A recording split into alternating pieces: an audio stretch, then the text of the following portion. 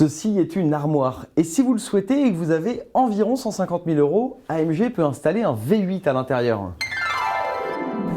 Le résultat, le voilà, il s'agit du G63 AMG, l'un des engins les plus ostentatoires et délirants sur le marché à l'heure actuelle. Mais c'est aussi l'un des plus contradictoires du marché puisqu'il combine un châssis datant d'à peu près 1979 avec un V8 biturbo de 544 chevaux. Le G63 AMG est donc probablement la voiture la plus inexplicable en vente aujourd'hui. Visuellement déjà, le dessin apparu en 1979 n'a quasiment pas évolué. Certes, 2 restylages ont été effectués depuis, mais ils ne concernaient que des détails. La version AMG ne se distingue quant à elle des modèles moins délurés que par ses badges et chromes disséminés sur la carrosserie, ses impressionnantes jantes chaussées de pneus taille basse et surtout les doubles sorties d'échappement latérales dépassant sous les marchepieds.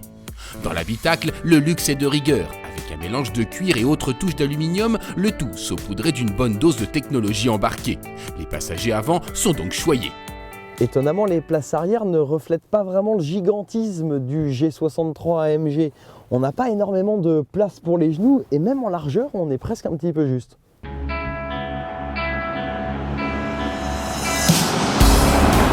On préfère donc s'installer derrière le volant afin de constater par nous-mêmes ce que l'adjonction d'un V8 surpuissant à un châssis antédéluvien peut donner. Le premier contact avec ce G63 AMG, il est jouissif. On a une sensation de puissance qui est impressionnante. On a l'impression que dans un combat contre les éléments, c'est les éléments qui perdraient. On se sent presque invincible. Enfin, invincible à une exception près, les virages. Si les lignes droites sont en effet avalées en quelques instants, on apprécie d'avoir un freinage surpuissant à sa disposition lorsque la route commence à se faire sinueuse. La direction manque alors cruellement de ressenti. La combinaison de pont rigide et ressort à lame ne fait quant à elle pas de miracle.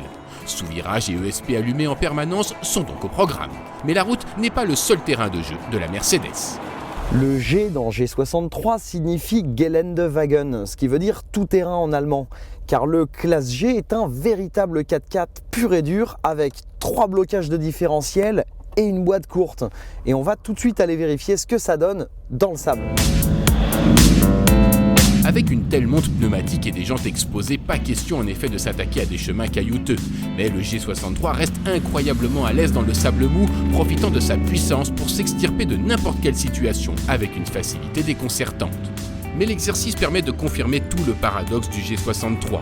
Mal à l'aise sur route, inutile en ville, consommant 17 litres au 100 km à 110 km/h sur autoroute, pas adapté au véritable tout-terrain. Cette version AMG apparaît franchement superflue.